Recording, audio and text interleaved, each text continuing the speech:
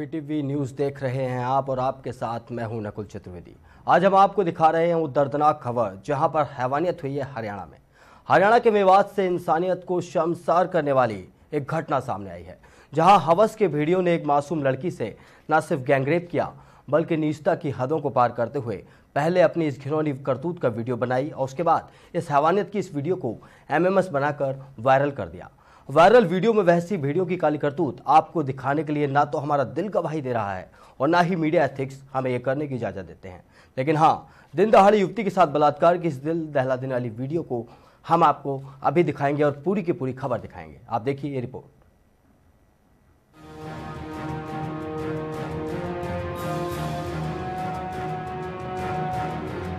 हरियाणा के मेवात से इंसानियत को शर्मसार करने वाली एक घटना सामने आई है, जहां हवस के भेड़ियों ने एक मासूम लड़की से न सिर्फ बलात्कार किया बल्कि नीचता की हदों को पार करते हुए पहले अपनी इस घिनौनी करतूत की वीडियो बनाई और फिर हैवानियत के इस क्रूर कारनामे का एमएमएस बनाकर वायरल कर दिया। वायरल वीडियो में वैसी भेड़ियों की काली करतूत आपको दिखाने के लिए ना तो हमारा दिल गवाही दे रहा है और ना ही मीडिया एथिक्स हमें ये करने की इजाजत देते हैं। लेकिन हाँ, दिन दहाड़े युवती के साथ बलात्कार की इस दिल दहला देने वाली घटना को अंजाम देने वाले सभी सातों वहशी भेड़ियों के चेहरे जरूर बेपर्दा करेंगे।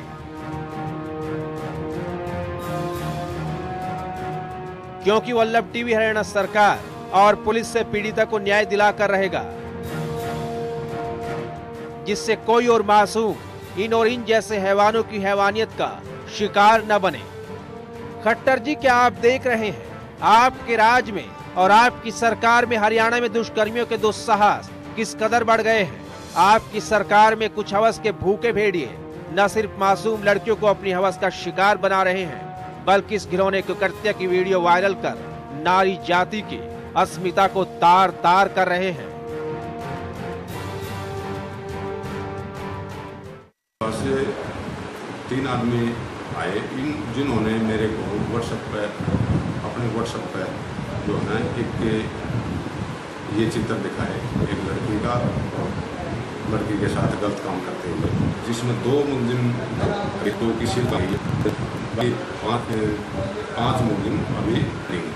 ये सारे शिफ्ट कंपनी में हैं ये लड़के, और इसमें IT एक्ट और 376, 354 में धाराओं में प्रधानमंत्री जी बेटी बचाओ की बात करते हैं, लेकिन आपके हरियाणा में ये क्या हो रहा है। यहाँ बेटी को बचाना तो दूर, सरेआम बेटी की अस्मिता को तार तार किया जा रहा है। वल्लभ टीवी लगातार आवाज उठा रहा है, कहां सो रही है सरकार। क्या युवती को न्याय मिलेगा? अगर सरकार नहीं जागी तो हम जगाएंगे। एक ऐसा दिल दहला देने वाला वीडियो सामने आया है जिसे देखकर आप वाकई में कहेंगे कि यहाँ पर इंसानियत शर्मसार हो गई है।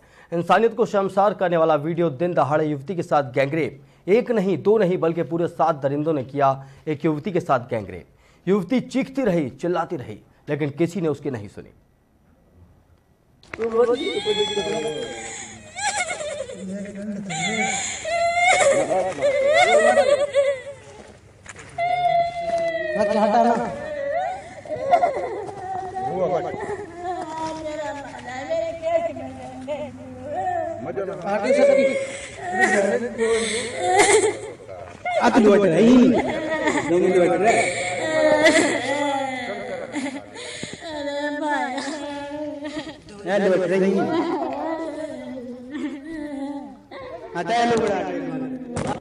वाकई में कितना दर्द मिला होगा इस मासूम को। इस वीडियो को देखने के बाद इसका अंदाजा लगाया जा सकता है। उसकी चीखों में वो तड़प दिखाई दे रही है जो वाकई में सिहरा देती है। एक बार हम आपको फिर सुनाते हैं उस वीडियो की आवाज।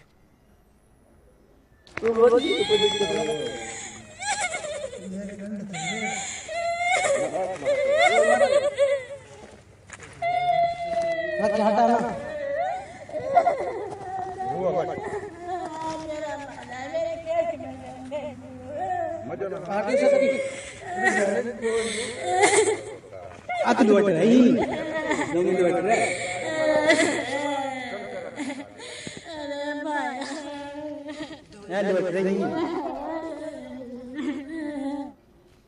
आपने देखा ये पूरा वीडियो, किस तरीके से एक लड़की चिल्ला रही है, चीख रही है, लेकिन वहशी दरिंदों को शर्म नहीं आई, वो हैवानियत पर उतर आए।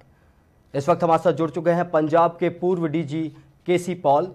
इनसे अब बात करेंगे इस पूरे मामले को लेकर और जानेंगे कि हरियाणा में इस तरीके के जो अपराध बढ़ गए हैं, इनको लेकर पुलिस क्या सोचती है। सी पॉल जी, आपका बहुत बहुत स्वागत है वीटीवी पर। सर, सबसे पहला सवाल मेरा ये जो मामला पूरा सामने आया है, दर्दनाक वीडियो सामने आया है, इस तरीके के मामले आपने कई देखे होंगे, पहले आपके सामने कई मामले आए होंगे, तो ऐसे में पुलिस क्या करती थी सर ऐसे मामलों में? सी पॉल साहब, आप मुझे सुन पा रहे हैं? जी सर, मेरा पहला सवाल यह है कि जो ये दर्दनाक वीडियो सामने आया है, 7 वहशी दरिंदे एक मासूम का बलात्कार कर रहे हैं और वो लड़की चीख रही है, चिल्ला रही है, उन्हें कोई फर्क नहीं पड़ रहा। ऐसे मामले जब आप पुलिस में थे तब आपके सामने कई बार आए होंगे, तो ऐसे मामलों में आप क्या करते थे? देखिए, इसमें तो जब निर्भया केस हुआ था आज 3 साल पहले दिल्ली में, तो कई लॉ को भी अमेंडमेंट कर दिया गया कि पनिशमेंट, इसकी मौत पनिशमेंट भी दे दी गई। तो मुझे तो ये नज़र आ रहा है कि दर्द बढ़ता गया जू जू दवा की। जितनी मर्जी आपने विजिलेंस कर ली, लॉ बदल दिया, लेकिन कोई भी जो इस किस्म के हादसे हैं, हैवानियत के हादसे हैं, बर्बरियत के हादसे हैं, ये बढ़ते ही जा रहे हैं, ये कम नहीं हो रहे। तो इसकी वजह क्या हो सकती है, ये देखने की बात है। अब देखिए, आप इसी महीने की बात करिए और आपने जो वीडियो दिखाया है, एक मासूम लड़की जैसे चिल्ला रही है, इसको दबाने की कोशिश की गई। आपके चैनल से जब इसको खुला गया, फिर जाके एक अक्यूज को, फिर दूसरे अक्यूज को पकड़ने की कोशिश की गई। एक तो बात यह है कि ये पुलिस अपने केसेस को कम करने के लिए या अपने जो उनकी इनएफिशिएंसी है उसको ना दिखाने के लिए कई दफ़ा केसेस को दबा देती है। दूसरा, मैं समझता हूँ कि इसमें कुछ एक जो माइंडसेट है पॉलिटिशियन का और पुलिस वालों का, खास तौर पर मेल मेंबर का माइंडसेट को बदल नहीं करना पड़ेगा। जो माइंडसेट है यही एक किस्म का है कि हाँ, कोई नहीं, थोड़ी सी बात है, मामूली बात है, हो गया, क्या हो गया, कैसे हो गया। ये जो चीज़ें अभी पीछे आप देखो, आज पार्लियामेंट में एक बिल आ रहा था कि मैरिटल रेश में होना चाहिए कि शादी में रेप हो सकता है कि नहीं। अब उसके बाद आप देखिए जो बयान आ रहे हैं, उससे माइंडसेट साबित होता है कि नहीं जी, शादी में रेप कैसे हो सकता है। एक आदमी को ऐसे हालात में सारी जो हमारी सोच है, सोच को बदलने की जरूरत है। मैं आपको 2 इंस्टांस देना चाहता हूँ।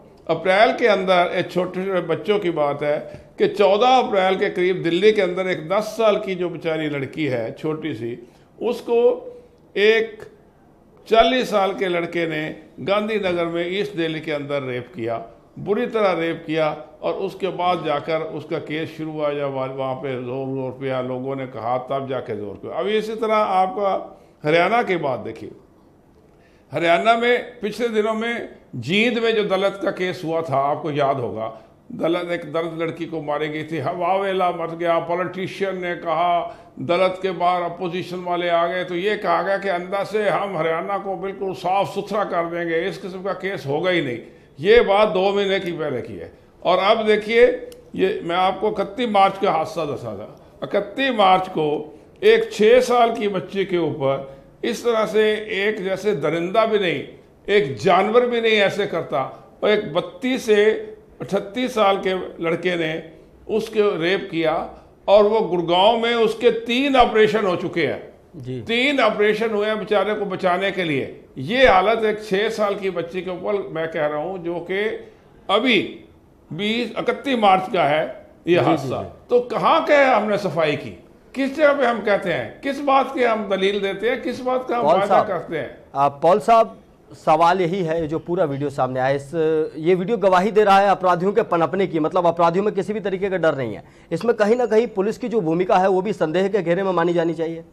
बिल्कुल, मैंने आपको पहले ही अर्ज किया है। अब देखिए, पहले तो हम कह देते थे कि पुलिस वाले ये कहते जी लॉ ऐसा है, रेप साबित ही नहीं होता, कैसे करें, ये करें। अब आपने रेप के लॉ को भी अमेंडमेंट कर दिया। अमेंडमेंट करने के बाद भी कैसे, अब ये बात बड़ी एक इंटरेस्टिंग बात नोटिस में आई, जब किसी से पूछा गया, देखिए क्या माइंड सेट है, पूछा गया कि आपके रेप के केसेस बहुत बढ़ गए हैं। उसमें एक पुलिस अफसर का बयान आया है प्रेस के अंदर कि जी अब तो हम रिकॉर्ड करने लग गए हर केस को। पहले बात यही हुआ कि पहले नहीं रिकॉर्ड करते थे, कहते जी अब हर केस को क्योंकि अब रिकॉर्ड करने लग गए हैं हर इस केस को, जब से लॉ बदला है इसलिए केसेस बढ़ गए हैं। इसके केसेस क्या बढ़े? तो केसेस तो थे, इसका मतलब केसेस थे, पहले आप रिकॉर्ड नहीं करते थे, आप रिकॉर्ड करने लग गए। सबसे पहली बात। दूसरी, रिकॉर्ड कर देना ही तो एक काम खत्म नहीं होता ना पुलिस का। आपने रिकॉर्ड कर दिया तो खत्म हो गया, एफआईआर दर्ज कर दिया तो काम खत्म हो गया। उसको लॉजिकल कंक्लूजन तक जाते हैं आप। आपने एक आदमी को पकड़ के उसके एफआईआर किया, उसको केस दर्ज किया, उसका चार्जशीट कर दी, बाकी आदमी बच गए। तो मेरा कहने का मतलब है जब तक उस केस की लॉजिकल कंक्लूजन एंड तक नहीं जाता और उसके बाद जब तक उसकी कन्विक्शन कोर्ट में नहीं जाती, जब तक चार्जशीट फाइल होकर कन्विक्ट नहीं होता, तब तक पुलिस को चाहिए कि ये केस जो है हमने ऐसे करना है कि जैसे डेडिकेटेड तरीके से इस केस के पूरे प्रूफ इकट्ठे करने हैं, पूरे प्रूफ लेकर कोर्ट में जाना है ताकि सजा मिल सके। अगर आप हाफ हार्टेड इन्वेस्टिगेशन करेंगे, हाफ हार्टेड आपकी अप्रोच रहेगी तो आगे जाके छूट जाएगा। आपने अपने इन्वेस्टिगेशन के अंदर 10 बातें लकुन्ने छोटे होंगे कि यहाँ से आपने सर्टिफिकेट्स का नहीं लिया होगा, कोई और एविडेंस नहीं लिया होगा। आपने इस केस के अंदर जैसे आपने वीडियो कहा है, इस केस के अंदर जो आपने वीडियो कहा हो सकता है एक एक्यूज के बाद एफआईआर दर्ज की थी, एफआईआर करके चार्जशीट 2 महीने के बाद फाइल कर देते। अब जब रौला गौला पड़ा है तो दूसरे तीसरे चौथे पांचवें एक्यूज तक जाने की कोशिश हो रही है। ये मैं कहता हूँ यहाँ पे आपने जो जिक्र किया है कि पुलिस की खामियां हैं, ये खामियां एक जो पुराना माइंडसेट हमारे में आ रहा है कि जो कुछ नहीं जी लड़कियों को कुछ हो गया तो कैसी हुआ क्या हुआ। हिंदुस्तान के अंदर ये माइंडसेट जो है ना, इसको बदल करने की जरूरत है। तो सर ये जो पूरा माइंडसेट, जिस माइंडसेट की आप बात कर रहे हैं, ये माइंडसेट किसका बनाया हुआ है? किसने माइंडसेट किया है? हमारी सोसाइटी का जो है माइंडसेट हो गया है, किसने किया है कि लोगों को डर ही नहीं है किसी भी चीज का? देखिए इसमें कई एक आदमी है जिसको, कई एक इंस्टीट्यूशनल है जिसको इसमें शामिल होना पड़ता है। सबसे पहले इंस्टीट्यूशन जो आपने बोला है, एक केस के खिलाफ उसके खिलाफ दर्ज करके उसके ऊपर एक्शन की बात है, ये माइंडसेट की बात नहीं है। एक्शन लेना, लीगल एक्शन लेना और अपना ऑनेस्टी से, दयानतदारी से उस केस की इन्वेस्टिगेशन करना, दयानतदारी के केस को लॉजिकल, ये माइंडसेट की बात इसलिए होती है कि उसमें जो आदमी इन्वेस्टिगेशन कर रहे होते हैं उनका ये माइंडसेट है कि ये छोटी बात है जी, कोई बात नहीं, हो गया तो कोई नहीं हो सकती। कल बात हो रही थी कहीं पे, वो कहते हैं ये कंसेंशुअल होता है, ये आप उस वक्त बाद में आकर दर्ज कर देते हैं केस, एक्चुअली कंसेंशुअल होता है। पहले आप माइंडसेट ही ये ला के कर रहे हैं कि लड़की का कंसेंशुअल की वजह से ये रेप हुआ है, अदरवाइज तो होना नहीं था, उसकी अपनी मर्जी से हुआ है, बाद में आके तो पहले आप माइंडसेट ये लेकर अगर चलेंगे कि ये जो रेप नहीं है कंसेंशुअल एक्शन हुआ है, तो माइंडसेट आपका बदल गया, आपकी सारी इन्वेस्टिगेशन बदल जाएगी।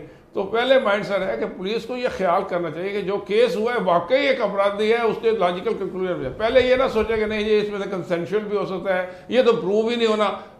कल शाम के एक बहस में हम बैठे थे तो इसी तरह की टीवी न्यूज़ पे, तो उसने बोला जी क्या है जी ये साबित कैसे होगा? अरे आप साबित करने की पहले बात करते हैं, अगर साबित आप इंक्वायरी करेंगे, इन्वेस्टिगेशन साबित हो जाएगा। पहले कहेंगे कि साबित नहीं होना, ऐसे इन्वेस्टिगेशन करने की क्या जरूरत है? ये कहाँ इंडोर हुआ है जी, ये घर के अंदर हुआ है जी, ये हादसा ऐसी जगह पे हुआ है जहाँ पे कोई और एविडेंस ही नहीं थी, साबित तो होना नहीं, हमारी कन्विक्शन रेट कम हो जाएगा। तो पहला माइंडसेट ये हुआ कि पुलिस को ये देखना चाहिए कि सबसे पहले जो आदमी आप दर्ज करते हैं जिसकी, उस केस को दर्ज करके उसकी थॉरो इन्वेस्टिगेशन, ये नहीं समझे कंसेंशुअल है, उसको लॉजिकल कंक्लूजन तक जाना चाहिए। ये तो पुलिस का काम है। जहां तक कन्विक्शन का है, कोर्ट को भी कुछ ख्याल करना पड़ेगा कि कई दफा आपको फुल प्रूफ नहीं मिलता, आपको कई दफा उसको छोटे से लेकुन्ने को लेकर उसको आपने एक्विट कर दिया, तो कि उस तो कल को फिर आके करेगा।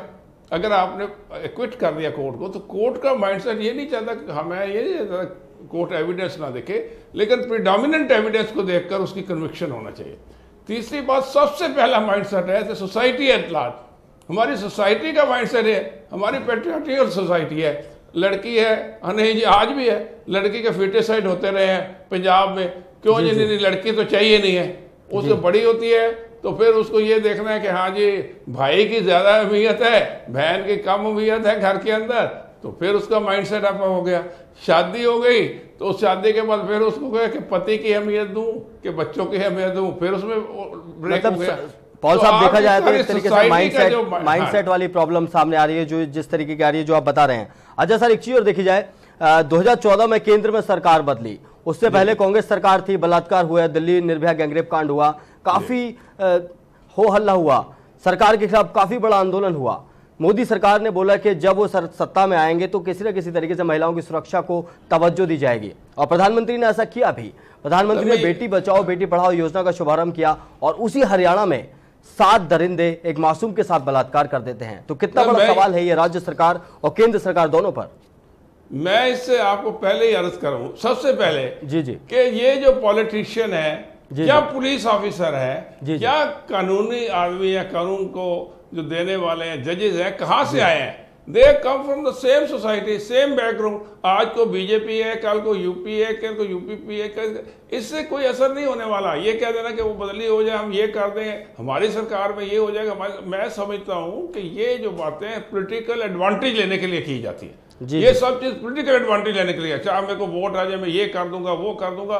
पहले ये सोचिए, सोसाइटी तो वही है, वही आदमी है, वही लड़की है, उन्हीं का रेप होता है, उसी एरिया में रेप होता है। यहाँ कुछ एक एरिया ज्यादा रेप के प्रोन है, कुछ एक कम है, जहां पे ज्यादा आपने मर्द को अहमियत दे रखी है, जहां औरत की अहमियत है ही नहीं, उस एरिया में कुछ ज्यादा इस किस्म की दरिंदगी होती है। उसको आप देखिए कि सेंसिटिव पॉकेट्स कौन सी है, उन सेंसिटिव पॉकेट्स में क्या विजिलेंस एक्सरसाइज करनी चाहिए, उस सेंसिटिव पॉकेट के अंदर क्या आपको नारी वहां पे उनका नारी पावर का क्या प्रयोग करना चाहिए। तो ये है कि आपको सोसाइटी को देखकर, उसके सेंसिटिव एरिया को देखकर एक्शन लेना है। ये कह दिया कि नहीं वो फलानी गवर्नमेंट आई थी तो होते थे, मेरी गवर्नमेंट है, ये हो ही नहीं सकता, क्योंकि आप सोसाइटी के, you are a product of the society, आप उसी सोसाइटी के प्रोडक्ट हैं। चाहे आप पॉलिटिशियन ए नाम ले लें, चाहे उसको बी पार्टी दे दें, चाहे सी पार्टी दे दें, जब तक आपका अपना सोसाइटी का, सोसाइटी के आदमियों का लॉ के तरफ या कानून की तरफ या औरत की तरफ, मैं सबसे बात करूं इस केस के अंदर, उसकी जब तक उसके माइंड में ये अहमियत नहीं आती कि ये नारी है, इसको आप देखिए, ये टाइम्स मेमोरियल हमारी कंट्री में सम हवा दे अदर बहुत ज्यादा हो गया। जब आप इससे कई दफा आपके अपने तो कहते हैं कि हम तो नारी को बहुत इज्जत देते थे हिंदू कल्चर में, हमारी तो झांसी की रानी थे, हमारे तो गुरु नानक ने ये कहा था, जननी जने था भगत जन नहीं जान, सो क्यों मंदा आखिए जो जननी जो जन्ने राजान। गुरु नानक ने कहा जिन्होंने राजे महाराजे पैदा उसको मंदा क्यों आखिए। इस वक्त उस सोसाइटी में मंदा कहते थे, तभी गुरु नानक ने कहा उसको मंदा क्यों कहा जाए। तो मंदा पहले से ही औरत को कहना शुरू कर दिया आपने। उसके बाद आपका जब इन्वेजन हुआ तो मुस्लिम राज के अंदर इनको कवर करना शुरू कर दिया। तो इस तरह से इंफीरियरिटी कॉम्प्लेक्स शुरू में लाए हैं आप उसको ग्रेजुअली आप करने की कोशिश करेंगे, टाइम लगेगा। लेकिन मैं समझता हूं कि सोसाइटी की जो एक किस्म जागृत आनी चाहिए वो शुरू हो गई है। अब सिर्फ ये है कि इस किस्म के आदमी जो हैं, चाहे वो पुलिस के हैं, चाहे वो पॉलिटिशियन है, चाहे किसी ऑर्गेनाइजेशन के है, जिनका इस किस्म का उनके साथ कुलियन हो जाता है, जो मिल जाते हैं अपराधी के साथ, उनके खिलाफ सख्त से सख्त कार्रवाई होगी, तब जाके अंदर थोड़ा डिटरेंट पैदा होगा, कोई डर पैदा होगा, कोई भाव पैदा होगा कि ऐसे नहीं करना। नहीं तो ये तो हैवेली ने चली गई, 5 साल की बच्ची है, 32 साल के लड़के ने उसको आदमी ने रेप किया, 5 दफा बेचारी का ऑपरेशन हो चुका है एक गाँव में। बिल्कुल बिल्कुल पॉल साहब, अब देखिए अगर पॉल साहब देखा जाए तो ये जो महिलाओं पर अत्याचार की जो कहानी है बहुत पुरानी है। शुरुआत से लगातार महिलाओं पर अत्याचार होते आए। अगर प्राचीन काल की बात की जाए तो उस वक्त भी महिलाओं पर अत्याचार होते थे। अब जब हमारा देश बदल रहा है, जब महिलाओं को आगे लाने की बात की जा रही है, हर जगह महिला आरक्षण की बात की जा रही है, तब ऐसे में इस तरीके की घटनाएं हमारे देश में होना कितना बड़ा कलंक है हमारे देश के ऊपर। बहुत जबरदस्त। मैं आपको ये कहता हूँ, आप अगर इसका रिसर्च करके देखें, जी मैंने पिछले महीने की टोटल रिसर्च की है, पिछले महीने की किसी केस के अंदर मैंने देखा कि हर स्टेट में क्राइम इंक्रीज हुआ है। और उसका असर पता क्या हुआ है, जो बाहर के विदेशी हैं उनको एडवाइजरी जाती है, अब इस देश में मत जाइए, इस जगह पे मत जाइए, इस एरिया में मत जाइए, इस स्टेट में मत जाइए, वहां पे औरत के साथ ये होता है, आप ख्याल रखिए। तो इसमें कलंक तो है ही सही। इससे ज्यादा कलंक क्या है कि आप बाहरली कंट्री के लिए आप अपने आप को ये दिखा रहे हैं कि आप तो यहाँ नंगा नाच करते हैं, यहाँ बात ही नहीं सकती। और फिर ये हालत हो रही है कि कई स्टेजेस के अंदर जो बेचारे टूरिस्ट हैं उनके साथ भी ये शुरू हो गया है, ये नंगा नाच। इस किस्म के टूरिस्ट के कई केसेस आ चुके हैं जिसमें टूरिस्ट के साथ ये चीज़ें हुई, तो उससे तो आप जैसे कहते हैं तो कंट्री का जो इमेज है वो तो ख़राब हो ही रहा है। बिल्कुल बिल्कुल।